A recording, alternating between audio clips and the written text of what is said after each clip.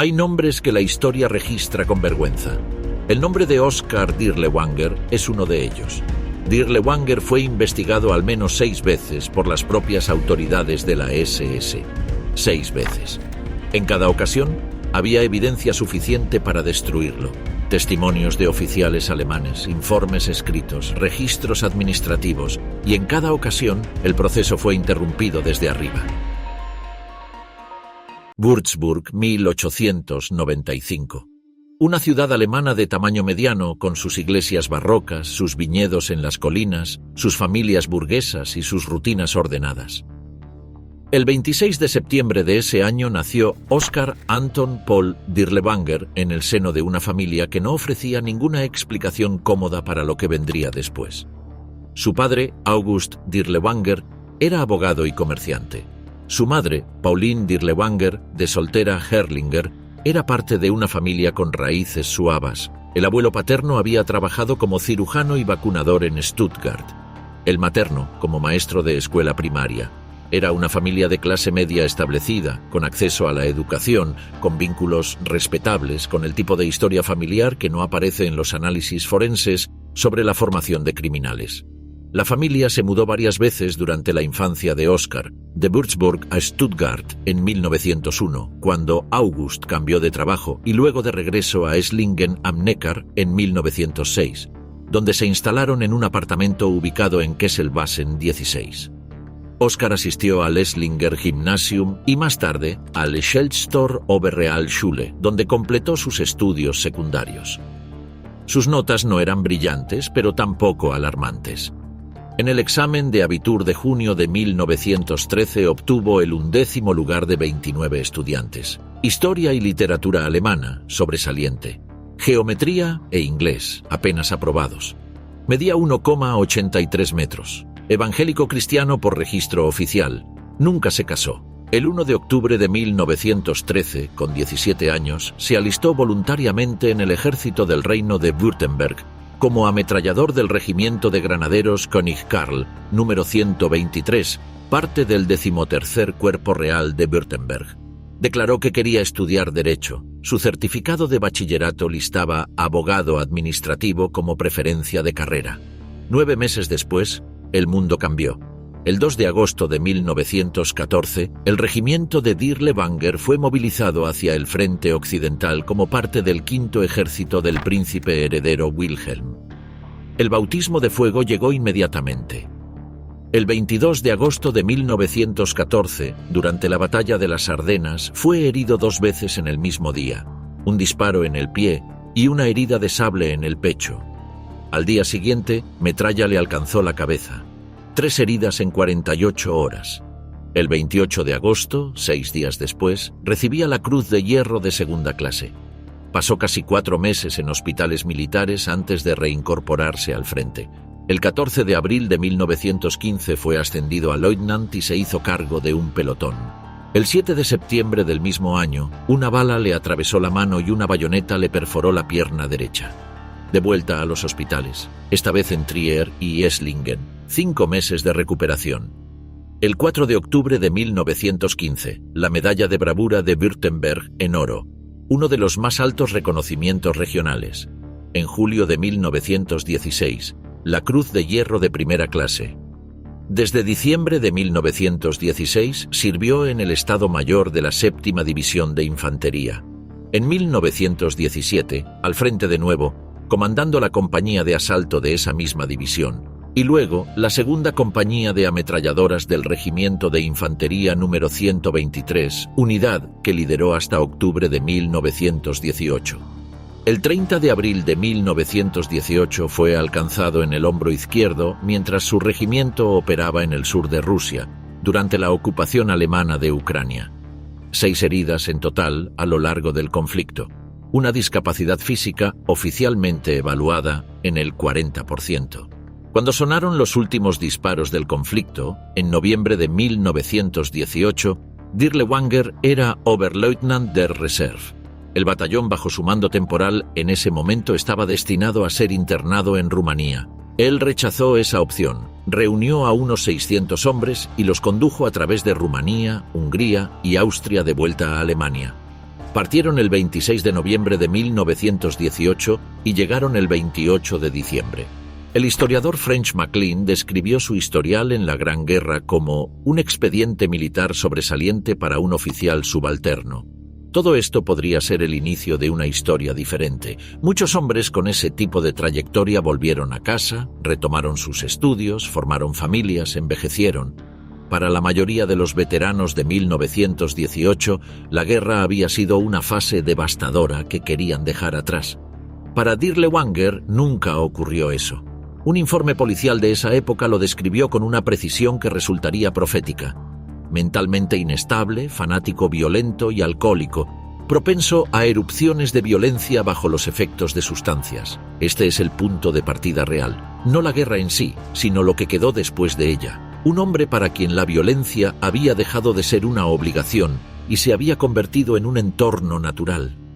Y ese entorno, en los años que siguieron, no iba a escasear.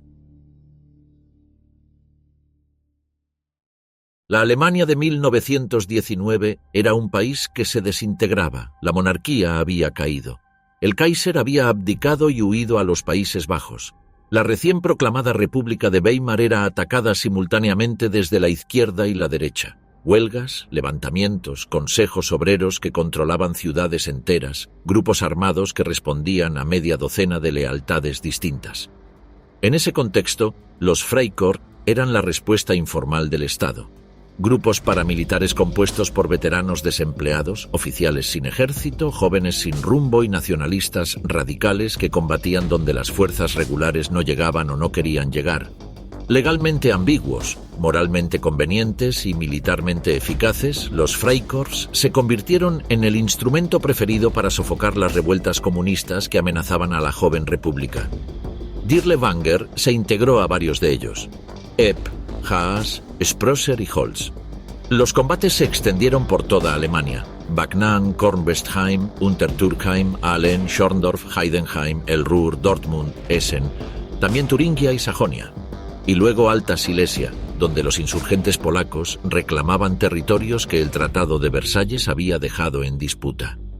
En todas estas acciones, los grupos que Dirlewanger lideraba se caracterizaban por la misma tendencia que lo había acompañado en el frente: violencia que excedía el objetivo militar, detenidos que aparecían golpeados en los interrogatorios, represalias que alcanzaban a personas sin ningún vínculo con los combatientes.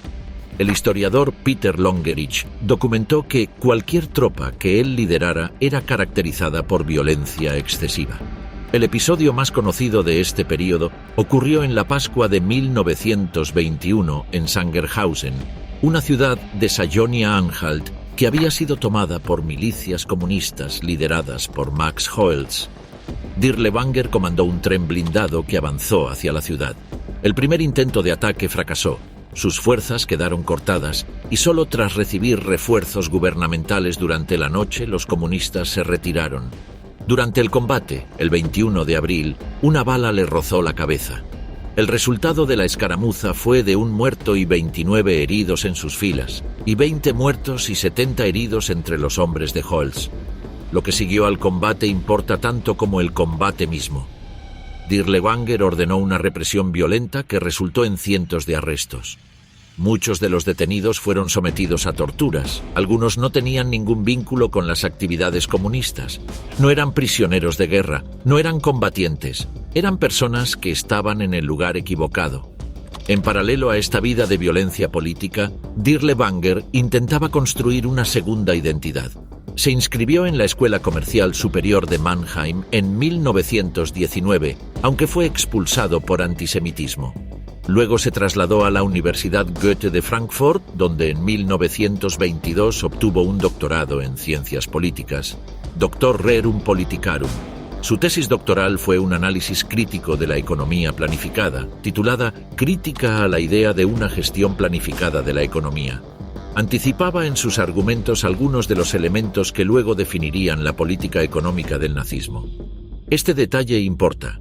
No era un hombre sin formación intelectual ni sin acceso a los circuitos normales de la sociedad civil.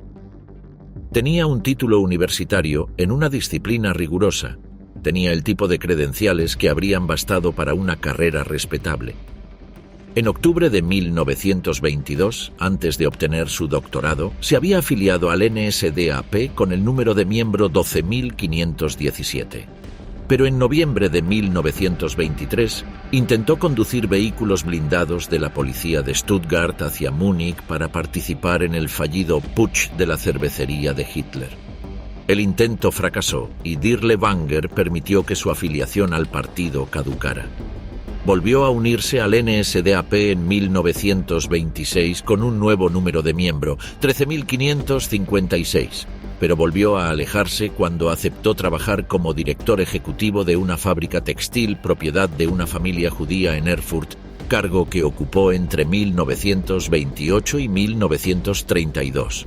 Durante ese periodo donaba dinero a la SEA, posiblemente malversando fondos de la empresa. Se unió al partido por tercera vez el 1 de marzo de 1932, con el número de miembro 1.098.716, y formalizó su ingreso a las SS el 1 de abril de ese mismo año. 3 afiliaciones al partido, un doctorado, varios empleos, múltiples detenciones por posesión ilegal de armas, condenas, episodios de violencia documentados, un hombre que oscilaba entre la academia y la paramilitaridad con una facilidad que hacía casi imposible encuadrarlo en ninguna categoría simple. En 1933, cuando el nazismo llegó al poder, Dirlewanger tenía 37 años, un historial de combate impresionante y una trayectoria personal que lo mantenía justo en el límite entre lo útil y lo incontrolable. Su lugar en el aparato del Tercer Reich parecía asegurado, pero estaba a punto de arruinarlo todo. El verano de 1934 fue un momento de profunda inestabilidad en el nazismo.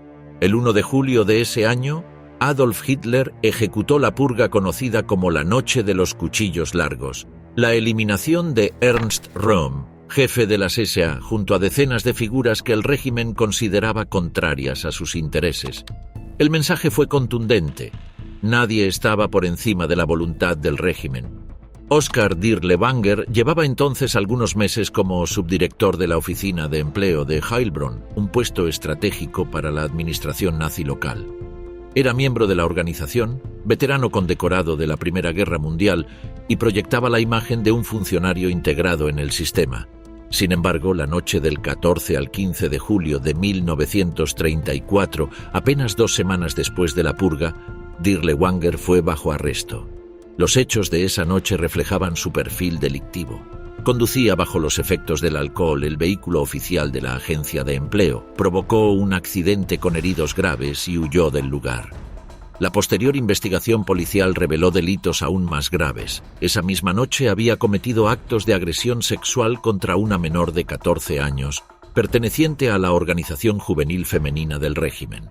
Las pesquisas demostraron que no era un hecho aislado y que utilizaba habitualmente los recursos del Estado para cometer estas agresiones contra menores.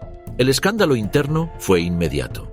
En agosto de 1934, la jefatura regional de las SA exigió su expulsión fulminante, señalando que estos delitos graves contra menores eran intolerables y dañaban la disciplina de la organización.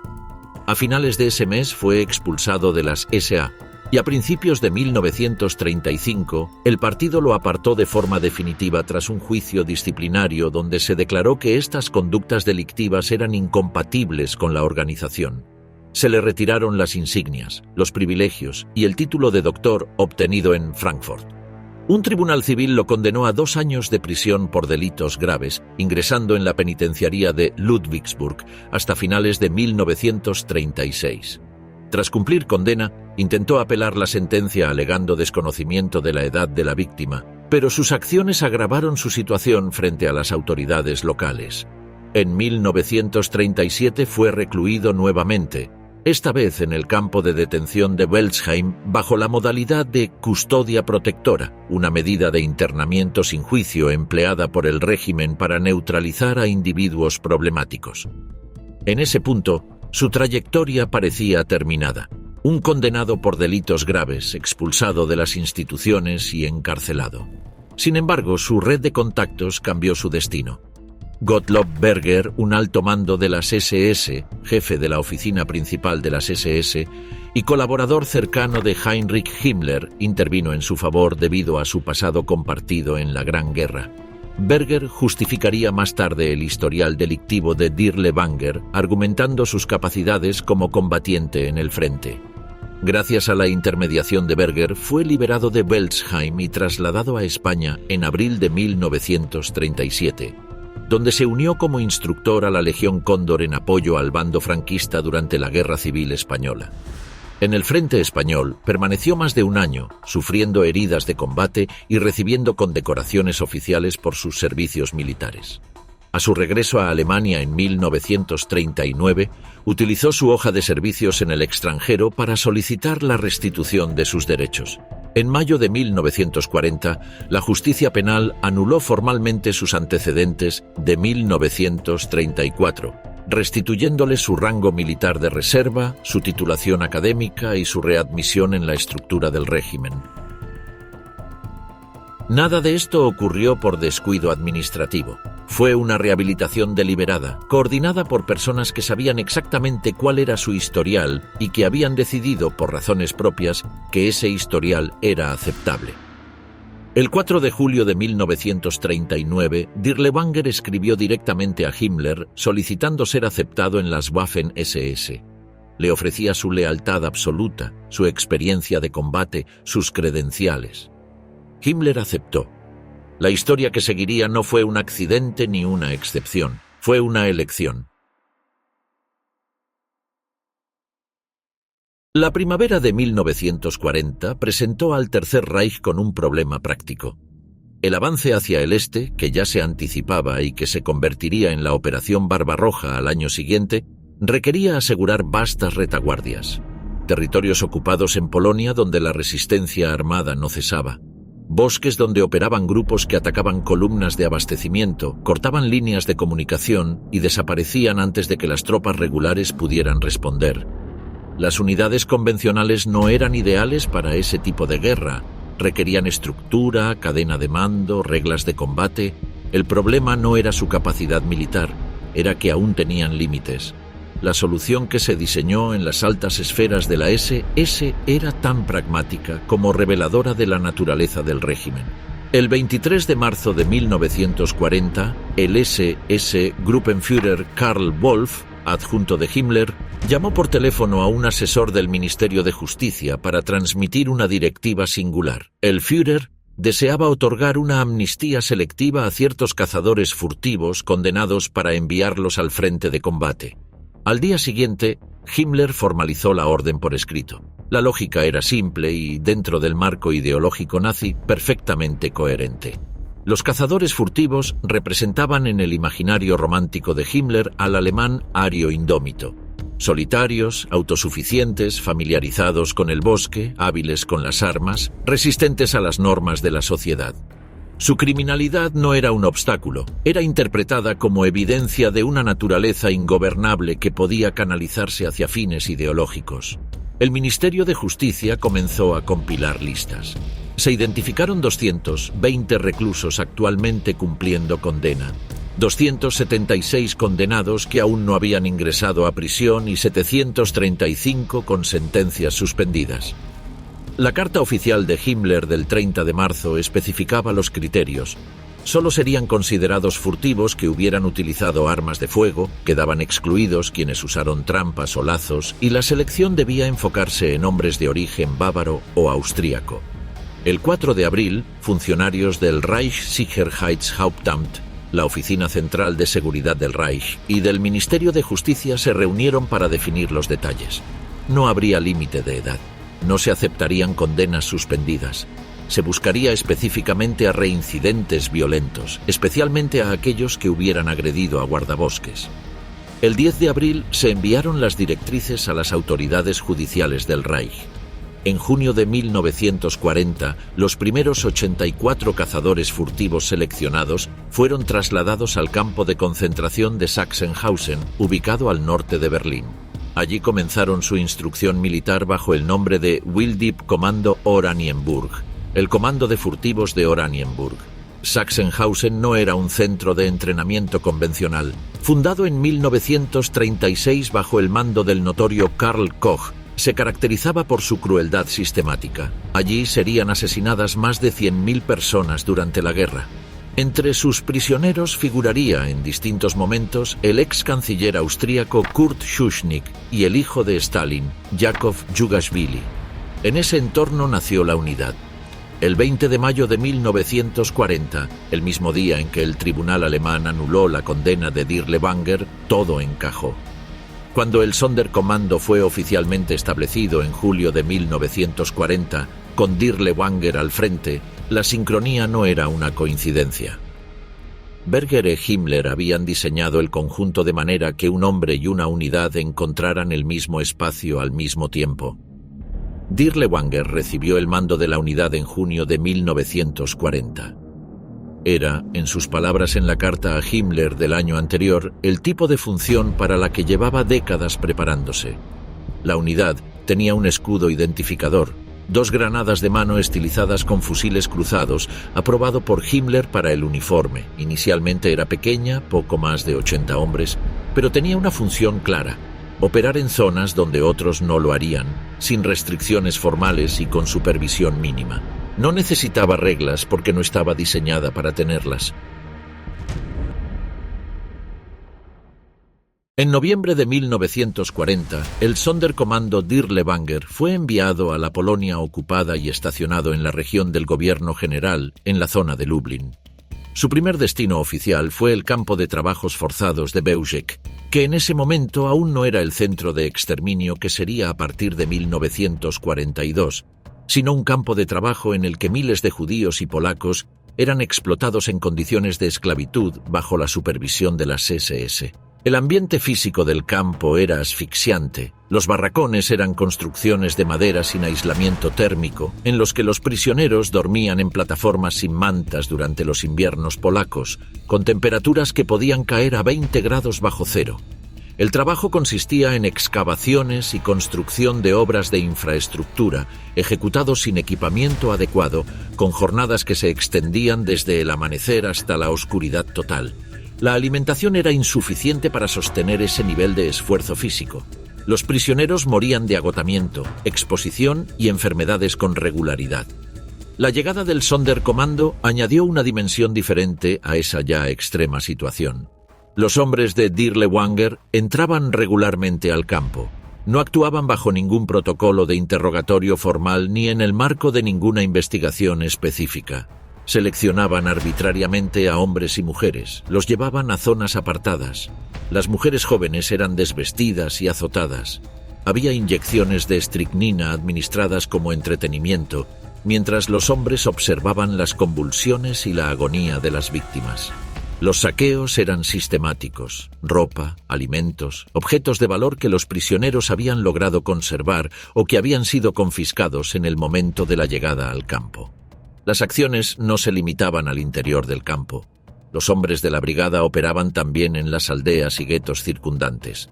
En el gueto de Lublin, uno de los más grandes de la Polonia ocupada con decenas de miles de residentes concentrados en condiciones de hacinamiento extremo, entraban, extorsionaban a los residentes judíos, exigían dinero, joyas o servicios forzados a cambio de promesas de protección o de no denuncia. No había pretexto operativo. Era extracción directa de valor mediante la amenaza de la violencia inmediata. Los rumores sobre prácticas aún más extremas circulaban entre los testigos de la época. Relatos recogidos por la Comisión Polaca de Investigación de Posguerra y por organismos judíos de documentación describían procedimientos que excedían incluso los marcos de la violencia sistemática habitual. Mujeres sometidas a experimentos mortales, cuerpos utilizados de formas que no tenían ninguna justificación operativa ni ideológica clara, solo el ejercicio del poder absoluto sobre cuerpos considerados prescindibles. Los saqueos eran tan organizados que algunos testigos describieron convoyes de objetos robados que salían regularmente del área de operaciones hacia destinos desconocidos dentro de Alemania. Las denuncias llegaron a oficiales de alto rango de las SS en la región casi desde el principio. No provenían de organizaciones externas ni de la prensa internacional. provenían del interior del propio sistema alemán, de oficiales que encontraban que las acciones de la brigada comprometían la disciplina general o interferían con sus propias operaciones. Georg Konrad Morgen, juez de las SS responsable de investigar crímenes dentro de la propia organización, abrió un proceso formal contra Dirlewanger. Era un jurista meticuloso que había desarrollado una carrera dentro del sistema nazi sin oposición ideológica al régimen, pero con una creencia genuina en la importancia de las normas internas. Para Morgen, la brigada representaba un problema estructural que comprometía la legitimidad funcional del sistema. En el marco de los juicios de Nuremberg, Morgen declararía que Dirlewanger y sus hombres son una molestia, saquean, arrasan, asesinan, secuestran, y todo esto en los pueblos y aldeas cercanas al campo, lo que genera que la actividad de los partisanos en aquella área sea mucho mayor. Los cargos que Morgen intentó consolidar eran concretos y estaban respaldados por documentación. Corrupción, tortura, asesinato sin justificación militar, violación, incluyendo lo que las leyes raciales del Reich denominaban profanación de raza por relaciones con mujeres judías, un cargo que dentro del sistema nazi era procesable con independencia de si el acto había sido violento o no. El material probatorio era consistente. Los testimonios de testigos, múltiples.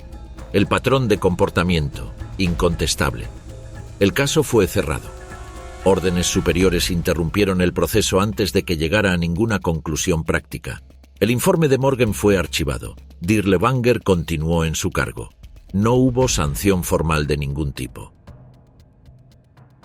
Friedrich Wilhelm Krüger, el SS Obergruppenführer y general de las Waffen, SS que ejercía como jefe superior de las SS y la policía en el gobierno general de Polonia, uno de los hombres más poderosos del sistema represivo alemán en territorio polaco, envió una comunicación en enero de 1942 que por su franqueza resulta extraordinaria, incluso en el contexto de los registros internos del régimen.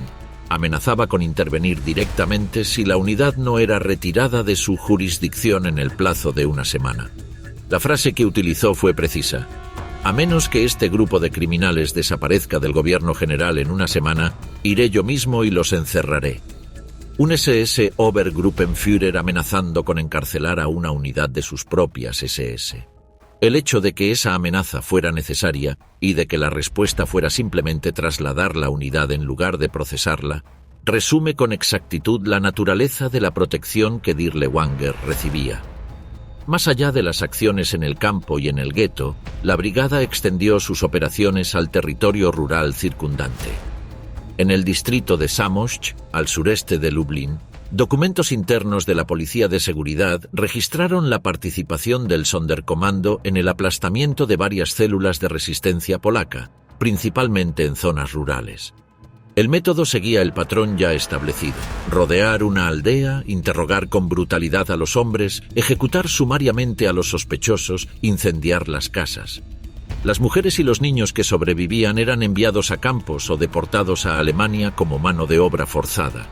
El gueto de Dubno, en la actual Ucrania occidental, que entonces estaba bajo administración del gobierno general, también fue escenario de acciones de la brigada durante este período. Testimoniantes recogidos posteriormente describieron redadas en las que grupos de la unidad entraban al gueto sin orden ni protocolo específico, ejecutaban a personas de manera aleatoria, robaban lo que encontraban y salían sin rendir cuentas a ninguna instancia. Este ciclo, denuncia interna, investigación formal, interrupción desde arriba, continuación de la actividad, se repitió con una regularidad que eliminaba cualquier posibilidad de interpretarlo como accidental. Había una lógica detrás. Gottlob Berger, el protector de Dirlewanger, era para ese momento el jefe de la oficina principal de la SS Hauptamt, con acceso directo a Himmler y con la capacidad de bloquear procesos internos antes de que alcanzaran consecuencias reales. No era una intervención esporádica, era una política activa de protección, y cada vez que el ciclo se completaba sin consecuencias, enviaba el mismo mensaje hacia abajo en la cadena de mando. Lo que esta unidad hace no tiene consecuencias. En noviembre de 1941, mientras los informes sobre sus crímenes se acumulaban en los archivos de la SS en Polonia, Dirlewanger fue ascendido a SS Sturmbannführer.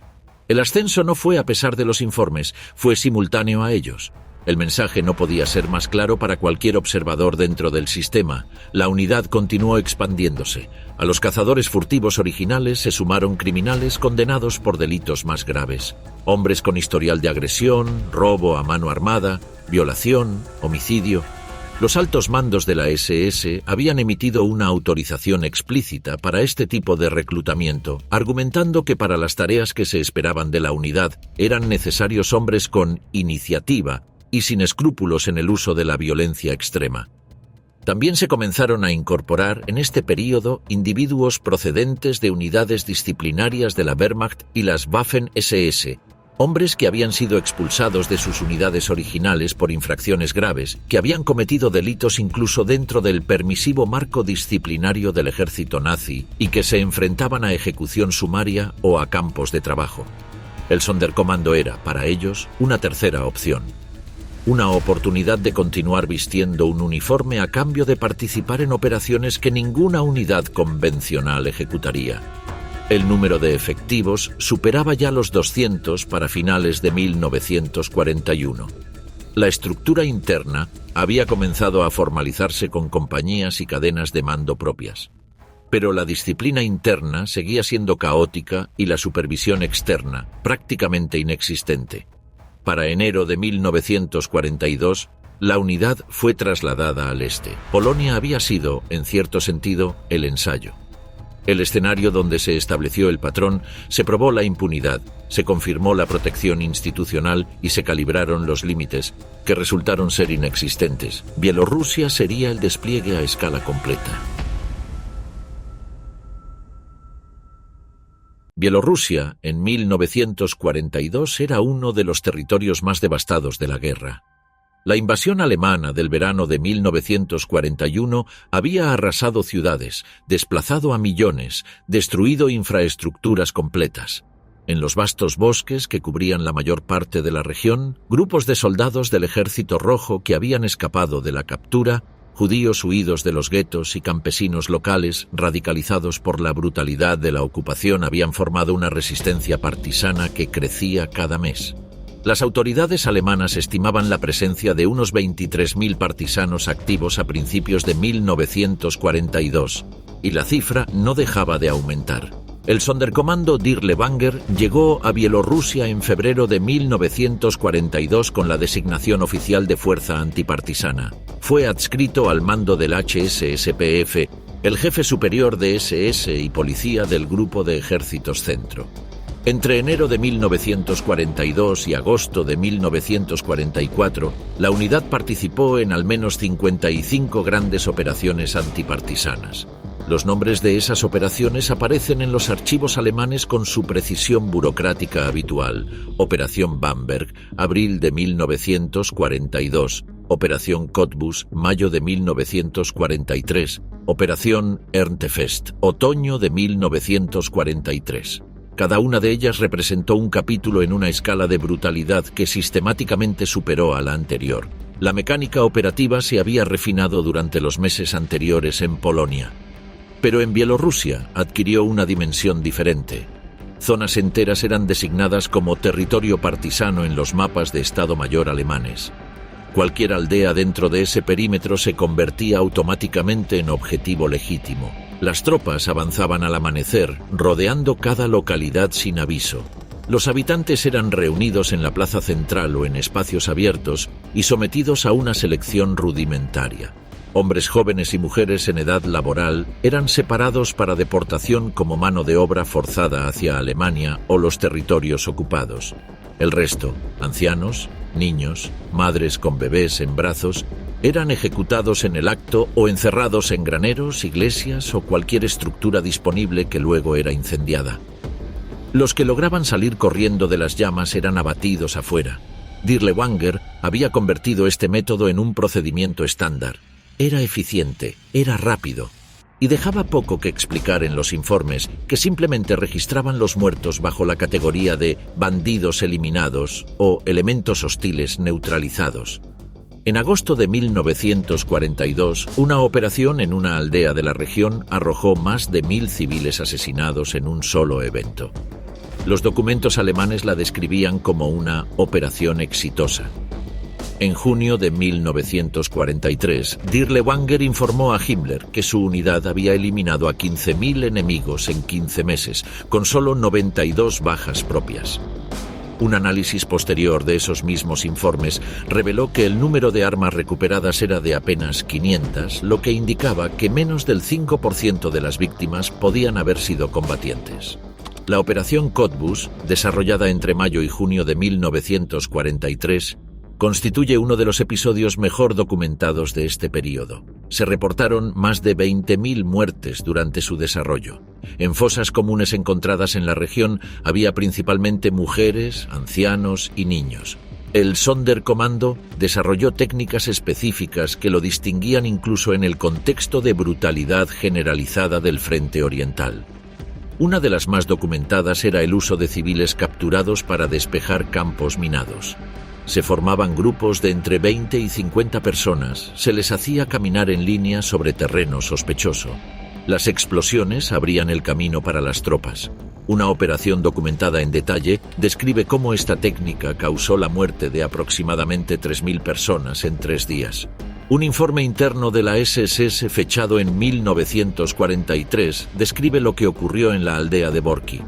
Tras ejecutar a los adultos, los niños fueron reunidos en el patio de la escuela. En lugar de munición, los miembros del Sonderkommando los asesinaron golpeándolos con culatas de rifle y aplastando sus cráneos contra las paredes. Cuando algunos soldados mostraron reticencia, Dirlewanger intervino personalmente. Estas acciones no estaban siendo ocultadas, estaban siendo documentadas con precisión burocrática. Números de muertos, localidades, fechas, todo registrado como parte de un procedimiento administrativo rutinario. El comisario general alemán de Minsk envió a finales de 1943 una carta al alto mando de la SS en la que denunciaba que los métodos del Sonderkommando eran contraproducentes estratégicamente, estaban radicalizando a la población local y empujándola a los brazos de los partisanos. La frase más reveladora del documento decía: cuando mujeres y niños son masacrados en masa o quemados vivos, ya no queda ni siquiera la apariencia de una conducta humana de guerra. Que un alto funcionario nazi considerara necesario escribir esa frase evidencia hasta dónde había llegado la unidad. La respuesta fue conceder a Dirlewanger en 1943 la Cruz Alemana en oro, la segunda condecoración más alta del Reich, aprobada personalmente por Himmler por sus logros excepcionales. Estimaciones históricas basadas en registros alemanes y soviéticos calculan que durante el período bielorruso la brigada fue responsable de alrededor de 120.000 muertos y la destrucción de 200 aldeas. Estudios posteriores sobre el impacto total de la guerra en Bielorrusia indican que más del 60% de las aldeas del país fueron parcial o totalmente destruidas para 1945 y que la población sufrió las mayores pérdidas proporcionales de toda la Unión Soviética. Más de 2.200.000 muertos sobre una población prebélica de 10 millones. La brigada no fue la única responsable de esa catástrofe, pero su participación fue central, sistemática y documentada. Cuando el Ejército Rojo lanzó la Operación Bagration en junio de 1944, la más grande ofensiva soviética de la guerra, y liberó Bielorrusia en pocas semanas, el Sonderkommando se retiró hacia el oeste.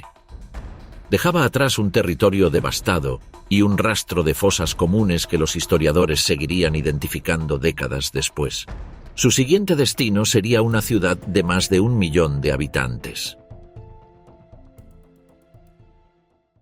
El 1 de agosto de 1944, el Armia Krajowa, el Ejército Nacional Polaco de Resistencia, inició el levantamiento de Varsovia. Con unos 20.000 combatientes armados de manera heterogénea, la resistencia polaca buscaba liberar la capital antes de la llegada del Ejército Rojo, que en ese momento avanzaba hacia las afueras orientales de la ciudad. El objetivo era político tanto como militar: afirmar la soberanía polaca frente a la inminente influencia soviética. En pocas horas los insurgentes tomaron amplias zonas de la ciudad, establecieron barricadas y posiciones defensivas. La guarnición alemana quedó sorprendida. La respuesta de Hitler fue inmediata. La ciudad debe desaparecer completamente de la superficie de la tierra, fue la orden transmitida. La masacre sistemática de la población civil fue ordenada como castigo ejemplar. Las fuerzas movilizadas para ejecutar esa sentencia incluyeron varias unidades especializadas. Entre ellas, el Sonderkommando Dirlewanger, que para ese momento había crecido hasta constituir la SS Sturmbrigade Dirlewanger. La unidad llegó a Varsovia el 3 de agosto de 1944. Su fuerza inicial era de aproximadamente 2.000 efectivos, una composición aún más heterogénea que en Bielorrusia. Los criminales alemanes originales, auxiliares ucranianos, nuevos reclutas extraídos directamente de campos de concentración, incluidos prisioneros políticos y personas consideradas prescindibles por el régimen. A ellos se sumó la Brigada Kaminsky, también conocida como Rona, una unidad de colaboracionistas rusos con una reputación igualmente siniestra. El distrito asignado como área inicial de operaciones fue Wola, el sector occidental de la ciudad. Wola era un barrio densamente poblado de clase trabajadora. No constituía un bastión insurgente significativo. Esta designación era reveladora. La misión no era combatir a los insurgentes, era castigar a la ciudad. La secuencia de los eventos de Wola está documentada en múltiples fuentes. Testimonios de sobrevivientes recopilados por la Comisión Central Polaca para la Investigación de Crímenes de Guerra, informes alemanes de la época y diarios de militares de otras unidades que presenciaron lo ocurrido. El 4 de agosto, avanzando por la calle Gorchevska, el Sonderkommando inició un barrido sistemático de edificios residenciales. No se buscaban combatientes específicos. Cualquier civil era considerado objetivo. El 5 de agosto se convirtió en el día más letal. El Hospital Wolski, uno de los principales centros médicos del distrito, fue sistemáticamente vaciado. Más de 350 pacientes, médicos y enfermeras fueron sacados a los jardines traseros y ejecutados metódicamente. Cuando un médico alemán adscrito al hospital intentó intervenir, señalando que muchos pacientes eran apolíticos o incluso de etnia alemana, un oficial de la brigada le respondió: «Tenemos órdenes de matar a todos, no es nada personal». Las instituciones religiosas recibieron el mismo trato. En la iglesia de San Wawrzyniec, los sacerdotes fueron masacrados frente al altar mientras celebraban misa. En un orfanato de la calle Wolska, más de 300 niños y sus cuidadores fueron ejecutados. Los testimonios recopilados por la Comisión Polaca indican que el propio Dirlewanger estuvo presente en esta acción, ordenando economizar munición mediante el uso de bayonetas y culatas contra los menores. La calle Wolska 41 se convirtió en símbolo de lo ocurrido esa semana. Un edificio de apartamentos donde cientos de mujeres y niños habían buscado refugio fue rociado con gasolina e incendiado. Francotiradores, apostados en posiciones estratégicas, abatían a quienes intentaban escapar por ventanas o balcones. La combatiente de la resistencia Wanda Trachewska, testigo ocular de los eventos, declaró ante la Comisión Polaca: «Escuchábamos gritos, luego disparos, luego silencio y otra vez gritos todo el día. Había niños quemados en las cunas, una madre con su bebé fusilada en la puerta de su casa. No era guerra, era una ejecución masiva». En 72 horas, entre el 5 y el 7 de agosto, solo en el distrito de Wola se estima que murieron entre 30.000 y 40.000 civiles. Esta densidad temporal hace de la masacre de Wola uno de los episodios más intensos de asesinato masivo de toda la Segunda Guerra Mundial. Un comandante de tanques alemán asignado al sector norte de Varsovia anotó en su diario: «He combatido en Polonia, Francia y Rusia. He visto morir y he matado. Pero lo que ocurre en Wola no es guerra, es algo para lo que ni siquiera tenemos un nombre adecuado en alemán». La ferocidad también generó preocupación interna dentro del propio aparato nazi, aunque por razones pragmáticas. El general Heinz Guderian, jefe del Estado Mayor del ejército alemán, protestó personalmente ante Hitler exigiendo la retirada de la brigada Dirlewanger y la brigada Kaminsky del sector. Hermagelin, representante personal de Himmler ante el Führer, confirmó los hechos. «Es cierto, mi Führer, esos hombres son verdaderamente unos desgraciados.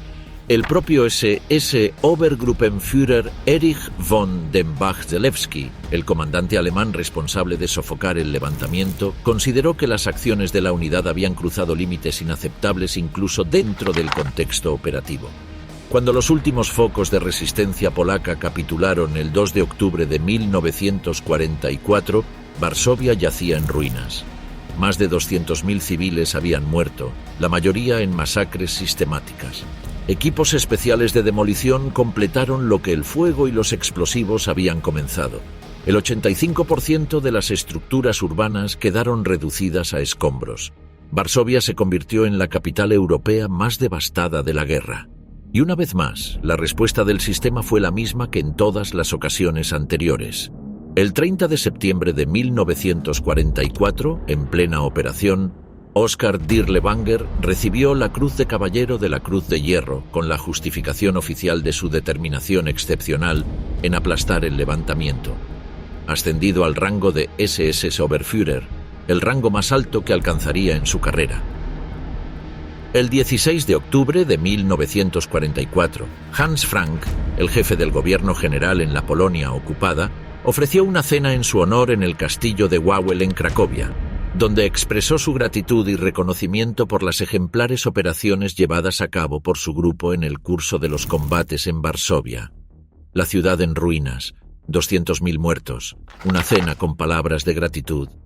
Eso fue todo. Para entender la naturaleza de la brigada Dirlewanger, no basta con describir lo que hacía hacia afuera. Es igualmente revelador lo que ocurría dentro. La estructura interna de la unidad no era la de ninguna fuerza militar convencional. No había una cadena de mando estable con protocolos claros ni un sistema disciplinario que aplicara normas uniformes. Lo que existía era algo diferente, una autoridad personal absoluta ejercida por Dirlewanger sobre un grupo de hombres que él mismo sabía que podían convertirse en una amenaza si se les permitía actuar sin dirección, y cuya lealtad se mantenía mediante una combinación de terror, complicidad y recompensa inmediata. La disciplina era aplicada de forma arbitraria y brutal. Los castigos por desobediencia podían ser mortales y se ejecutaban con la misma indiferencia que las acciones contra civiles.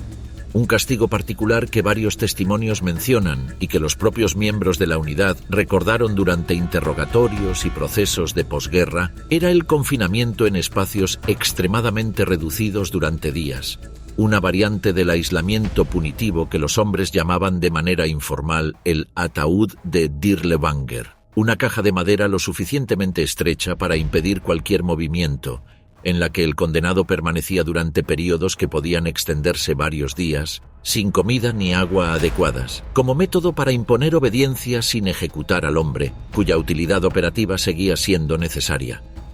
Las palizas directas por parte de Dirlewanger eran frecuentes.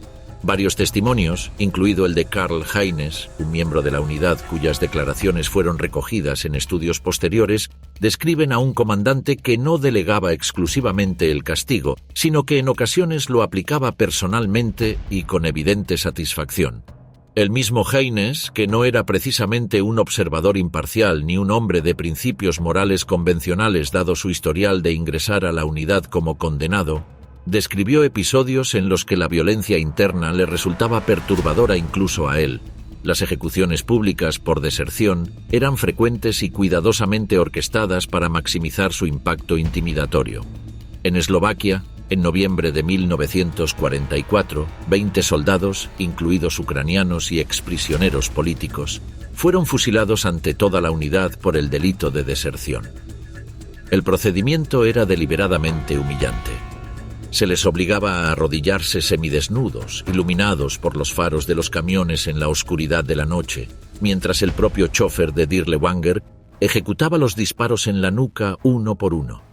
El mensaje no era solo la eliminación del desertor, era la demostración pública de que nadie dentro de la unidad estaba fuera del alcance de esa autoridad. Al mismo tiempo, y en lo que constituye quizás la característica más reveladora de la cultura interna de la brigada, los excesos externos eran no solo tolerados, sino alentados y recompensados. El resultado era una cultura radicalmente invertida. máxima brutalidad hacia afuera con la promesa implícita de impunidad, máxima sumisión hacia adentro con la amenaza constante de la muerte. Esta combinación produjo efectos documentados que son importantes para comprender la dinámica interna de la unidad. Algunos miembros, criminales condenados que habían ingresado a la brigada precisamente por su familiaridad con la violencia, solicitaron traslados a otras unidades durante las campañas en Bielorrusia.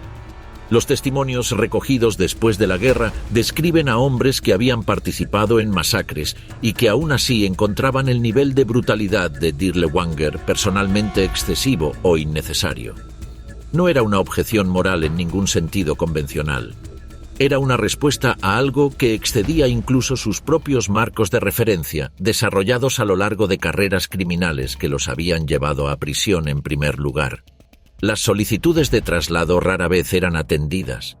La estructura de la unidad no favorecía la movilidad ni el cuestionamiento. Una vez dentro, salir era extraordinariamente difícil. Un oficial médico de las Waffen-SS, que fue asignado temporalmente a la unidad en Eslovaquia durante el otoño de 1944, dejó un testimonio que fue recogido en registros de posguerra y citado en estudios históricos posteriores. Sus palabras capturan el ambiente interno con una precisión que ningún análisis abstracto puede igualar. No eran soldados, eran bestias. Se emborrachaban cada noche con alcohol robado. Jugaban a la ruleta rusa con los prisioneros para entretenerse. Un suboficial arrojó una granada dentro de una celda para ver qué pasaba. Otro vendía mujeres cautivas a cambio de tabaco. Cuando intenté atender a civiles heridos que no representaban ningún peligro para nadie, me apuntaron con un arma y me ordenaron retirarme. El sistema de saqueo interno era altamente organizado, y esta es una dimensión de la brigada que la historiografía ha tardado en integrar completamente en su análisis. A lo largo de los años de operaciones en Polonia, Bielorrusia, Varsovia, Eslovaquia y Hungría, la unidad había desarrollado un circuito propio de extracción de valor de los territorios que recorría.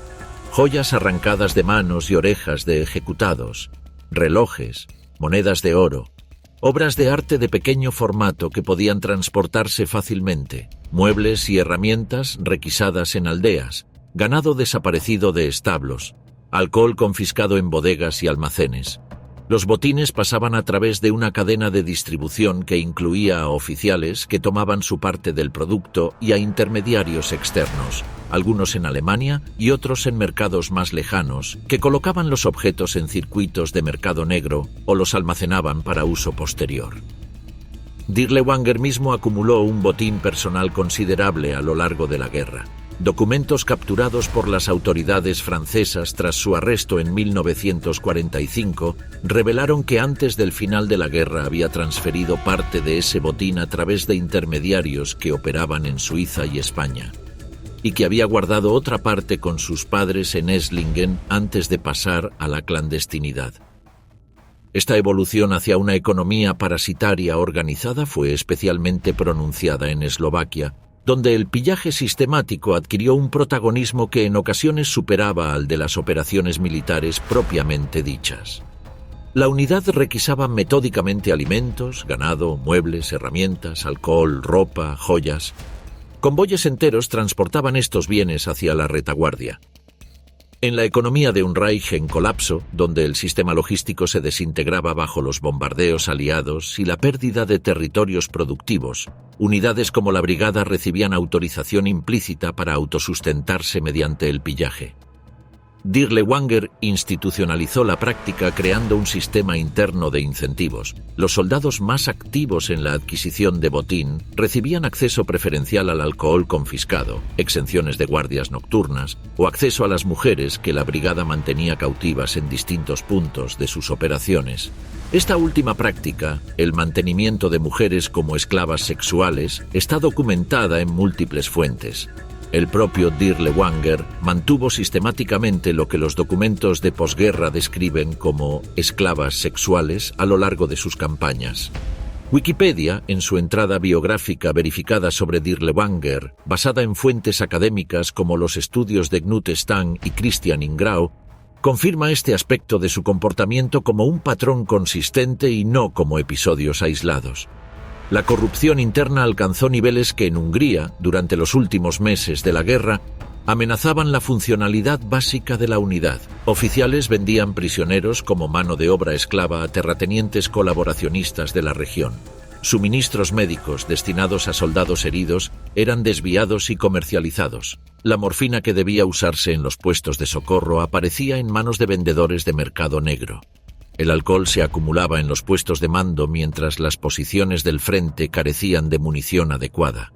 La protección externa que hizo posible todo esto tenía un nombre y un cargo. Gottlob Berger, para ese momento SS Obergruppenführer y general de las Waffen-SS, jefe de la oficina principal de las SS y uno de los hombres más cercanos a Himmler en la estructura del poder nazi, fue informado de la situación de la brigada de manera continua a través de los años. Mandos locales que intentaban someter a la unidad a la disciplina ordinaria se encontraban con sus intervenciones bloqueadas. Investigaciones internas que habían acumulado suficiente evidencia para justificar consecuencias severas eran archivadas antes de llegar a ninguna conclusión. La declaración de Berger en Nuremberg fue extraordinaria en su franqueza y precisamente por eso es históricamente valiosa. Admitió que Dirlewanger no era precisamente un buen muchacho, que su único gran defecto era que no sabía cuándo dejar de beber, y que aún así había considerado necesario apoyarlo porque su valor como combatiente justificaba las molestias que causaba. Esta racionalización es importante. No fue evasión ni negación. Fue una defensa genuina de una decisión que Berger seguía considerando correcta incluso bajo el escrutinio de un tribunal internacional, que ciertos hombres son útiles precisamente por su brutalidad, y que esa utilidad justifica protegerlos de las consecuencias ordinarias de sus actos. Nadie más se ofrecía para hacer lo que ellos hacían, fue la esencia de su argumento. La propaganda soviética fue una de las primeras en capitalizar la existencia y las acciones de la brigada. Radio Moscú transmitía regularmente testimonios de campesinos bielorrusos y relatos de soldados del Ejército Rojo que habían encontrado fosas comunes marcadas por los patrones operativos de la brigada. Octavillas lanzadas desde aviones sobre zonas ocupadas denunciaban los crímenes de Dirlewanger por su nombre, con detalles que no necesitaban ser exagerados. Los soviéticos comprendieron rápidamente que ese tipo de horror no necesitaba ser inventado ni amplificado. Bastaba con nombrarlo. En Polonia, el término Dirlewangersy entró en el vocabulario popular durante la guerra como sinónimo de demonios, de seres sin forma humana que aparecían de la nada, destruían y desaparecían. Era la representación del miedo irracional.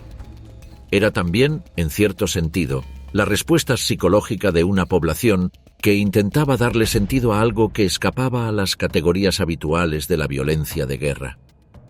Otro aspecto poco documentado pero igualmente revelador fue el papel de las transferencias disciplinarias como mecanismo de relación entre la brigada y el resto del ejército alemán. El solo nombre de la unidad circulaba en batallones de la Wehrmacht y las Waffen-SS como amenaza para mantener la obediencia. Frases equivalentes a "si no obedeces, te mando con Dirlewanger". Himmler, lejos de oponerse a ese uso de la reputación de la brigada, lo consideraba funcionalmente útil como elemento adicional de control. Las transferencias disciplinarias eran reales. Soldados que habían cometido faltas graves en sus unidades de origen eran enviados temporalmente al Sonderkommando como prueba de fuego, con la promesa implícita de que aquellos que sobrevivieran y demostraran obediencia absoluta podían eventualmente ser readmitidos en formaciones convencionales. La documentación sobre mujeres en el entorno de la brigada añade una dimensión que completa el cuadro. Aunque no combatían formalmente, algunas mujeres participaban en el entorno operativo de la unidad como informantes, colaboradoras o cautivas forzadas. En Varsovia, la Comisión Polaca de Crímenes de Guerra recogió testimonios sobre una mujer ucraniana que acompañaba a Dirlewanger durante las operaciones en el distrito de Wola y que fue vista golpeando directamente a niños durante interrogatorios. Otro testimonio, recogido por la misma comisión, describía a mujeres colaboradoras que marcaban con lápiz de labios las puertas de apartamentos donde se ocultaban judíos para facilitar las redadas de la brigada. Estas referencias no se incorporan al relato para atenuar la responsabilidad del mando, que era y sigue siendo de Dirlewanger y los hombres que ejecutaron las órdenes. Se incorporan porque ilustran algo importante, que la cultura de violencia de la brigada no era una anomalía aislada de algunos individuos, sino un ecosistema que atraía, generaba e integraba distintos tipos de participación. El historiador Timothy Snyder, en su obra Tierras de Sangre, describió el comportamiento de Dirlewanger como más extremo incluso que el de la infame Brigada Kamiński, que operó junto a la Brigada Dirlewanger en Varsovia y cuyo comandante, Bronisław Kamiński, fue ejecutado por las propias SS en agosto de 1944, supuestamente por sus excesos durante el levantamiento.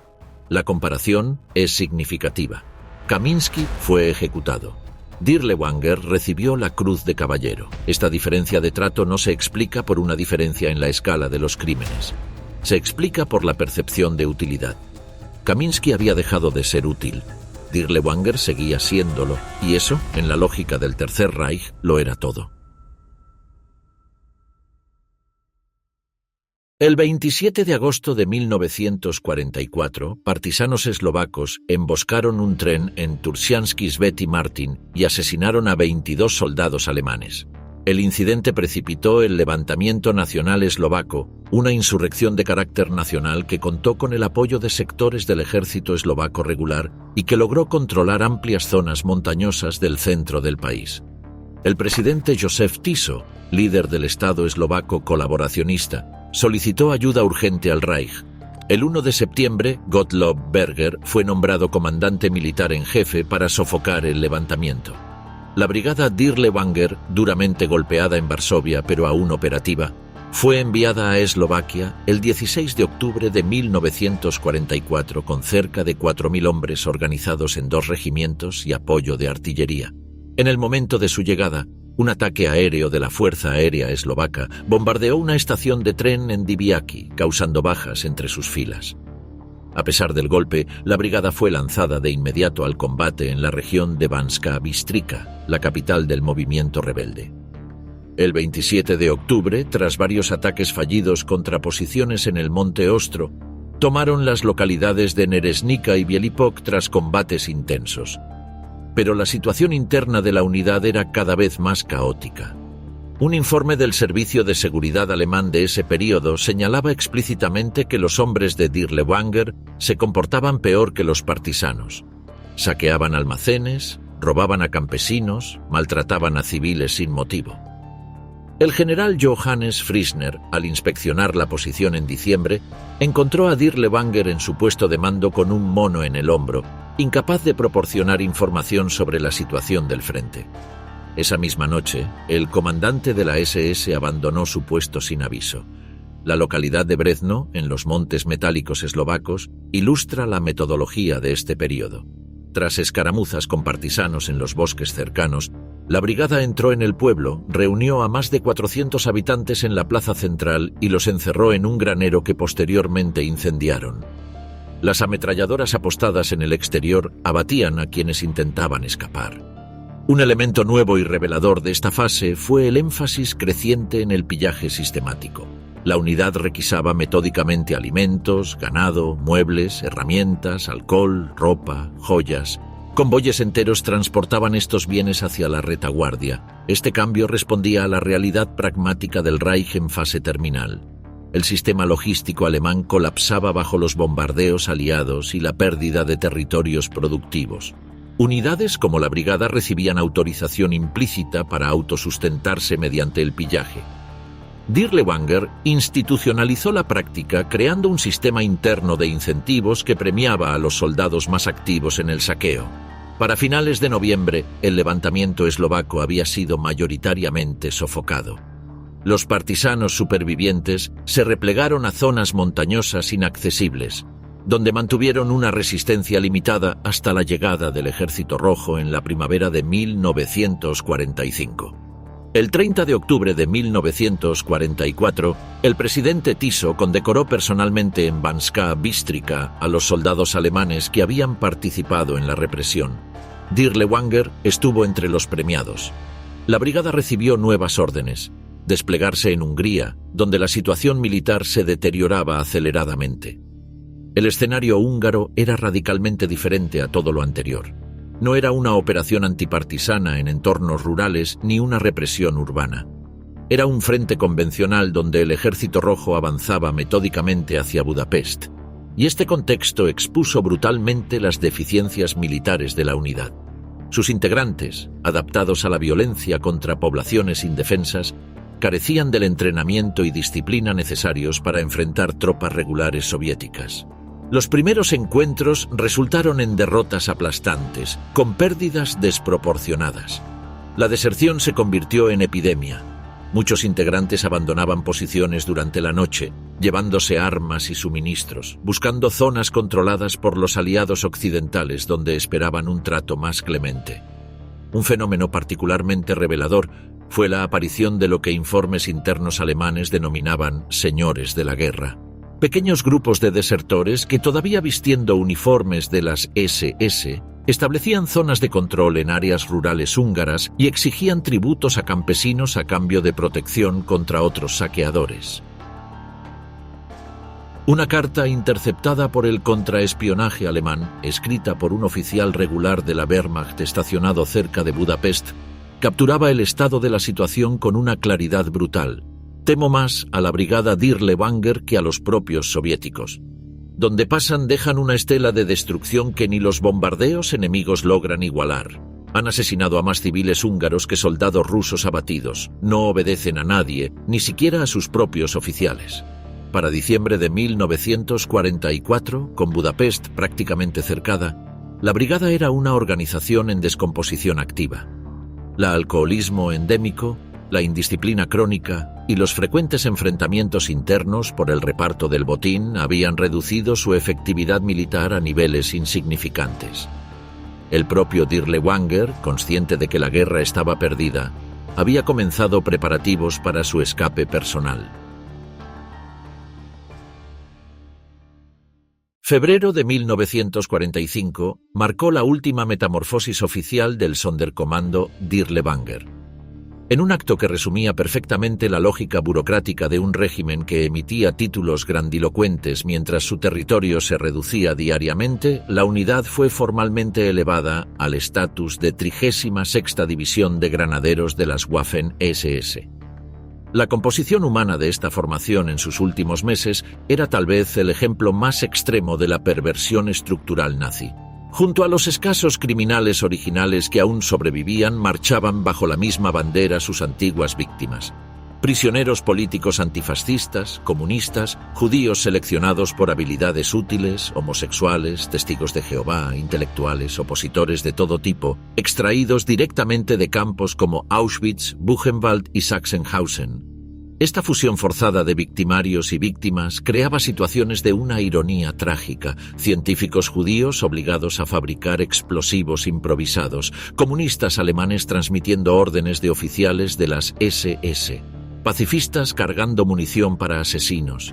El fin personal de Dirlewanger llegó en los primeros días de ese mismo mes.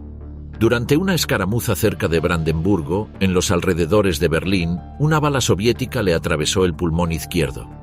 Fue evacuado a un hospital militar en la retaguardia. Era su 12ª herida de guerra. El mando fue transferido temporalmente al SS Brigadeführer Fritz Schmedes, un oficial regular sin experiencia previa con esa formación particular. Sin la presencia intimidante de Dirlewanger, el frágil equilibrio interno colapsó en días. Los suboficiales veteranos, conscientes de que serían tratados como criminales de guerra al ser capturados, intensificaron sus preparativos de fuga. Los reclutas forzosos buscaban cualquier oportunidad para desertar. Los auxiliares eslavos intentaban deshacerse de uniformes e insignias identificativas. La 36ª División fue fragmentada y distribuida en distintos sectores del frente oriental, principalmente en la región de Brandenburgo. Un informe del Estado Mayor alemán, fechado el 24 de marzo de 1945, ofrece una evaluación brutal. La 36ª División carece de cohesión táctica, disciplina básica y voluntad de combate. Sus unidades abandonan posiciones sin órdenes, consumen munición ineficientemente y no mantienen comunicaciones confiables con mandos superiores. Para mediados de abril, con Berlín cercada por el Ejército Rojo, los restos de la antigua brigada fueron incorporados a la defensa desesperada de la capital. Reducidos a unos pocos cientos de efectivos, estos grupos inconexos combatieron en sectores del sur y centro de la ciudad mezclados con unidades del Volkssturm y los últimos batallones de las Waffen-SS. Un grupo particularmente fanático estableció posiciones defensivas en las ruinas del Ministerio de Propaganda, donde resistió varios días bajo intenso fuego de artillería. Cuando fuerzas soviéticas asaltaron el edificio el 1 de mayo de 1945, encontraron, además de los combatientes muertos en combate, numerosos cuerpos con heridas de bala en la cabeza. Un suicidio colectivo ante la inminente captura. El 2 de mayo de 1945, con la caída definitiva de Berlín, la historia oficial de la brigada llegó a su fin. Dirlewanger, mientras tanto, había abandonado el hospital militar antes de la llegada soviética y se movía por la Alemania ocupada utilizando documentación falsa. Su identidad falsa era Heinrich Anger, un supuesto refugiado de Silesia. Cruzó zonas controladas por los estadounidenses. Llegó a su ciudad natal, Esslingen am Neckar, donde recogió sus pertenencias. Había acumulado identidades de respaldo, contactos con redes de escape, planes para alcanzar la frontera suiza o quizás el supuesto reducto alpino que algunos altos mandos nazis creían que podría sostener una resistencia prolongada. No llegó lejos. Altshausen, una pequeña ciudad del sur de Alemania, en la región de Oberschwaben, en Baden-Württemberg. En junio de 1945, era un punto más en el caos de la posguerra europea. Carreteras llenas de refugiados, soldados desmovilizados, exprisioneros caminando en todas las direcciones, autoridades de ocupación francesa intentando imponer algún orden sobre un territorio que apenas semanas antes había estado en guerra. El 1 de junio de 1945, Dirlewanger fue detenido en los alrededores de Altshausen por tropas francesas. Vestía ropa civil. Portaba documentación a nombre de Heinrich Anger. Inicialmente fue registrado como un prisionero común. No duró mucho el anonimato. Un antiguo prisionero judío del campo de concentración de Dachau lo reconoció entre un grupo de detenidos y alertó a las autoridades francesas. Interrogatorios posteriores, exámenes dentales, las cicatrices de 12 heridas de guerra, la comparación con fotografías en archivos de las SS. Todo confirmó la identidad real del prisionero. Fue internado en un centro de detención improvisado en Altshausen, una instalación simple que no estaba diseñada para figuras de alta relevancia en el régimen nazi.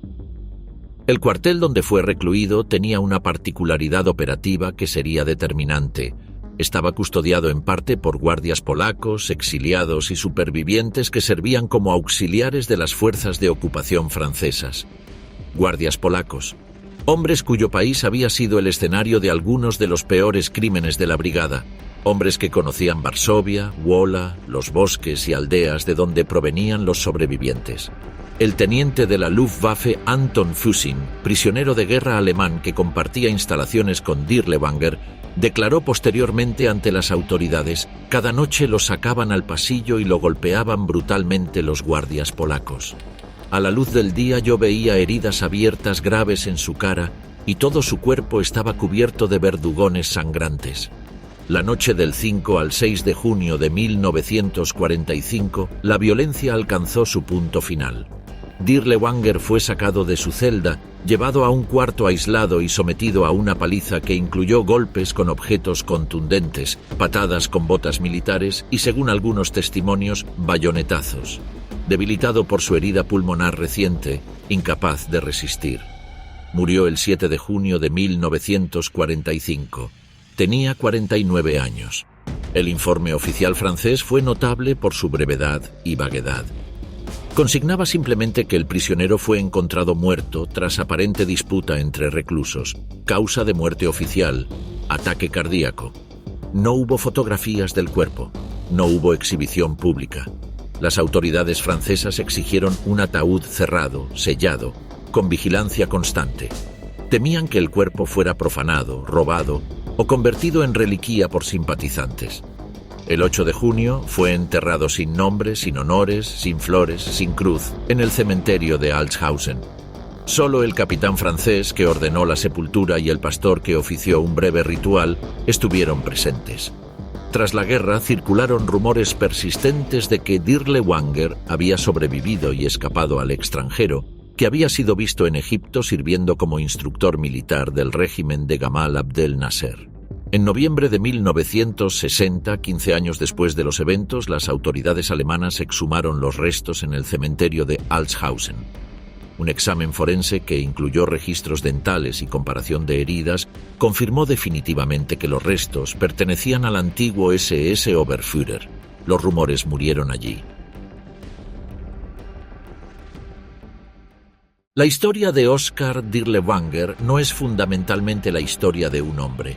Es la historia de un sistema que decidió, con información completa y de manera deliberada, que ese hombre era útil. Al menos 6 investigaciones formales fueron abiertas contra Dirlewanger durante la guerra, según los registros disponibles en los archivos alemanes y procesados durante los juicios de Nuremberg. En cada una de ellas había evidencia suficiente para justificar consecuencias severas, incluso dentro de los estándares de la propia SS. Testimonios de oficiales alemanes, informes escritos por comandantes que presenciaron los hechos, documentación administrativa que registraba, con precisión burocrática, el número de muertos, las localidades, las fechas. En cada ocasión, el proceso fue interrumpido. El juez Konrad Morgen, que había abierto el caso más completo contra Dirlewanger, declaró en Nuremberg que el sistema jurídico interno de la SS había sido obstruido desde arriba de manera sistemática. Morgen no era un opositor al régimen. Era un funcionario que creía en la disciplina interna como principio de funcionamiento. Incluso él fue neutralizado. Gottlob Berger fue juzgado en el proceso de los Einsatzgruppen durante los juicios de Nuremberg celebrados en Nuremberg entre 1947 y 1949. Fue condenado a 25 años de prisión por su papel en la administración de los campos de concentración. Su sentencia fue reducida posteriormente a 10 años. Salió antes de cumplirla. Murió en 1975. La diferencia de destino entre Berger, que tuvo un proceso, y Dirlewanger, que murió sin ninguno, ilustra cómo el final de la guerra no produjo un desenlace uniforme. La muerte de Dirlewanger en custodia sin juicio fue también, desde una perspectiva histórica, una pérdida de información. Un proceso formal habría producido declaraciones detalladas, confrontación de testimonios, documentación sobre la cadena de mando y las decisiones tomadas a lo largo de los 5 años de existencia de la brigada.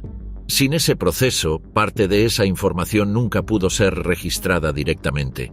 Los historiadores trabajaron con los documentos disponibles. Knut Stang, biógrafo alemán de Dirlewanger, produjo el estudio más exhaustivo basado en archivos alemanes, soviéticos y polacos. Los trabajos de Christian Ingrao sobre la violencia nazi en el este y de Timothy Snyder en Tierras de Sangre incorporaron el análisis de la brigada dentro del contexto más amplio de la guerra de aniquilación en Europa del Este. Snyder describió explícitamente el comportamiento de Dirlewanger como más extremo que el de la brigada Kaminsky, que fue considerada la segunda unidad más brutal en la represión del levantamiento de Varsovia. Las estimaciones sobre el número total de víctimas directas de la brigada varían según las fuentes y la metodología utilizada, pero convergen en rangos que resultan difíciles de procesar. Solo en Bielorrusia, las cifras más aceptadas rondan los 120.000 muertos y 200 aldeas destruidas. En Varsovia, hasta 30.000 muertos directamente atribuibles a la unidad, la mayoría no combatientes. En Polonia, en Eslovaquia, en Hungría, las estimaciones son más fragmentadas, pero en conjunto señalan decenas de miles adicionales. Lo que permanece claro en todos los estudios es el patrón. La brigada no actuó fuera del conocimiento institucional, actuó con respaldo documentado, con protección activa, con reconocimientos formales en cada momento clave de su historia. Su existencia no fue una falla del sistema, fue una elección del sistema. Y esa distinción es fundamental para entender qué fue exactamente el Tercer Reich. No un Estado que eventualmente perdió el control de algunos de sus elementos más extremos, sino un Estado que deliberadamente diseñó, financió, protegió y condecoró a quienes estaban dispuestos a ejecutar lo que nadie más haría. La brigada Dirlewanger fue, en ese sentido, el espejo más claro del régimen que la creó.